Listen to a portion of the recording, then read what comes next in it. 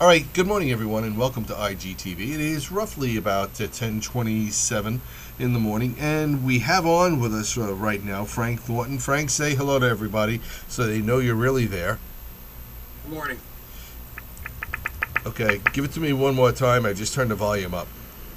Good morning, Joe. Yeah, there you go. All right, so we've got Frank here. Frank, it's kind of interesting. We had I guess it was a CBS or one of CBS's affiliates during the week that did an interview with the CEO of a company called Identity Stronghold. All right, and I guess they're either a member or a part of the Identity Theft Resource Center. And what they did was they did kind of like a man on the street interview where they went up to Joe Kincannon in the street and said, "Hey, I bet you I can guess what's inside your wallet," and he had a card reader inside, sort of like a laptop briefcase, and went kind of close to Joe, and all of a sudden he's telling Joe, "Oh, you had a MasterCard, you had Sears, and all these other cards," and he was telling him the numbers and everything else. So he had a great card reader, and then we found out later on, through last week, everybody was saying, well, could you imagine if they could do this from 4 or 5 feet away, which they can. All right, and one of our excuse me, one of our members came out and said they do it at every apartment store here in New York City and around the nation. You walk in and out of the store, and the card readers are picking up the RFID tags on merchandise and things of that nature. So the ability to scan things from a distance of 2 feet, 5 feet, it's quite available today. So that's the context here. Why don't you give us the first part was kind of like an introduction. All right. Why did you get into writing a book on RFID security? How did that apply to you? Well, my background is in law enforcement, and I was asked by several people to do a series of security books, and had helped out in them. I know a fair amount about RFID and wireless radio information. And so I was asked to come up with this. I've got a team together, and we wrote the book. Well, it's pretty cool. Was there any specific application that you were looking at in RFID when you actually wrote this book? Not particularly. The field is opening up, and there was a lot of questions regarding the security or the lack thereof in a lot of the RFID applications. So we were just kind of looking at overall what was going to happen with the technology and where the security end of it was going to go. So in your initial first glance at this, now this book was written in 2005? That's correct. Yeah, so we've got 5 years that have gone by. Now there's regular RFID, and then there's also cloaked RFID, correct? Cloaked RFID? Yeah, in other words, RFID tags that are open for public inspection, and other RFID tags that are somewhat hidden and can only be determined through other mechanisms. Oh, well, there's a couple of different technologies that all fall into the RFID classification, and some of them are easily determined what they are, and some of them, you really need some specialized equipment to determine what they are. Right. So when you first looked at this, Frank, you got into the subject matter, and you got quite a team you've been able to put together here. These are some very accomplished people, including yourself. What was the first security concern identified back in 2005? Well, there's been two things. One, a lot of it is completely open in that the information on a given tag is just completely available no matter what. And I think that's what brought us around to the credit cards last week. But the other portion of it is that a lot of the encryption that is actually used has been pretty poor. Back about 2003 or so, a team from Johns Hopkins actually broke the encryption that's used in the mobile speed passes because it was only a 40-bit encryption, which is very, very low by now, by today's standards. Right. And you said they used AES? Uh, no, it was not AES. It was a 40-bit encryption. Oh, yeah. Okay. We've come away since then. Yeah. So that's kind of interesting. You said something in the beginning, Frank, which kind of tickled my interest a little bit. The first part of your security interest in this was what, that it was open. Well, things like the credit cards, they don't particularly have anything beyond a very basic handshake. And so, in fact, some of the things don't have handshakes at all. So you basically hit it with a signal, and it spits out all the information that's available on it. Yeah, that's what I think the gentleman from Identity Stronghold was identifying in his Channel 2 news article piece that was out there as well. You know, that particular weakness that appeared out there, just for everybody's edification. And this is something that was getting passed along to all the security directors out and about and around New York City last week, which is one of the reasons why I called upon somebody in InfraGard to determine whether or not this was actually founded or not. All right, or if this was just more, BS that's being spun out there for some guy that's looking to sell pocket protectors or something close to that. So we wanted to get down to the nitty gritty on this. All right, so when the credit card companies, Visa, MasterCard being the huge ones, Discover, when they put out these cards, they all have these stripe tags on the back of them. All right, and those tags are easily readable by certain machines if you hit them with a signal, and that's what it comes down to, right?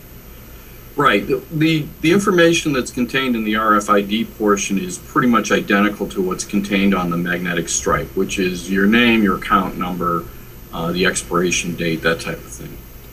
Okay, and so if I'm in Starbucks or just walking up and down the street, let's say I'm on 34th Street between 8th Avenue and actually between 7th Avenue and 6th, or even 8th and 7th, it doesn't matter. There's 1,000 people on the street any time of the day right now. All right, I could literally just be scanning and scooping up credit cards if I had the correct reader, left and right. That's absolutely correct. Currently, the readers that are out there are relatively low powered, and the cards themselves don't have a real high gain on them. So you've got to be fairly close. But with the right equipment, you could certainly do it from some feet away, and that's the real danger. Yeah, but I mean, considering the walking factor in Manhattan right now, I mean, the streets are flooded with people. I mean, I was down in the city last week. It is absolutely incredible. My daughter came back from Macy's at Herald Square with my grandson the other day, and she said, "Dad, you couldn't move in the place." All right, people are packed, So if there's a downturn in the economy, it isn't happening on 34th Street. That's for sure. All right, but getting back into this, so it shouldn't be too difficult if you've got the power supply and the reader. Even if you just stand outside the revolving doors of Macy's, or if you happen to be sitting in right now, I don't know if you're aware of it, but right down on Lower Broadway at 34th Street, they've created these malls, all right, so that people can have these cafe tables to sit out on. Mm-hmm. So you could actually be out in that mall area, and as people are going back and forth, you could be maybe selectively hitting, 5-10 cards an hour. Easily. Oh, absolutely, yeah. And, you talk about walking through a crowded area like, when your daughter was at Macy's, you could certainly walk through a heavy crowd carrying a very slim attaché case or briefcase or laptop case with the equipment in it and be just bumping up against people. How about just going through a subway stop? You could go through a platform like that and be reading cards left and right. Yeah. All right. So that's kind of what we're looking at here. We're going to get more into. Excuse me, 1 second here. Cold is killing me. We're going to get into the RFID and some of the technology a little bit more as we proceed with this. And people may not consider it exciting, but it is. It's something that's out there, and people have to understand exactly what it's all about. And just like our discussions with CCTV, video analytics, you're the expert involved in this, Frank, and we're going to get involved in this, for 2 or 3, maybe even 4 conversations as I go through the book, because I just got it yesterday. All right, and understanding how these magnetic stripes are put on the cards. Now we do have somebody on chat. I don't know if you're on chat as well, but I just got a private conversation going on here, and apparently the question was just answered. Okay. So just hang in there a second. Sure. Okay. And close that box. Okay, so the original message was, how far away and using equipment, how large, and with what power requirements. All right, so Phil is up on our chat right now, and he wants to know, how far away do you have to be in order for, this card reader equipment to actually operate. And I guess it's within 2 to 4 feet is an acceptable range, huh? Yeah, the card readers themselves that you see at the point of sale terminals are designed to read no more than about 6 inches away. You could probably easily extend that out to several feet, though, with the right equipment. There's some limitations due to the RF waves and the physics that are involved as far how far you can actually read these things. But I would estimate you could probably do 4 feet without too much of a real problem. Yeah, because they're doing they have the RFID readers at the department stores, which are roughly, I guess, about 9-foot openings at some of these doors. If you go to J.C. Penney's or if you go to Macy's or something like that, at some of the shopping malls, they have these huge expansive doors, and then on either end of the door they have the readers, looking to alarm when an item goes through not paid for. So I assume the same technology could be put into place here. Yeah, again, there's some limits depending upon there's several different frequencies that are used, and the cards are on one set of frequencies, and I think the kind of readers you're referring to are on another set. But for instance, the mobile speed passes can be read at a distance of several feet without any problem. So that goes back to our friends over at Johns Hopkins, and we should tell everybody that was part of an academic exercise. That wasn't just the guys over at Johns Hopkins who decided to, tear open into RFID readers.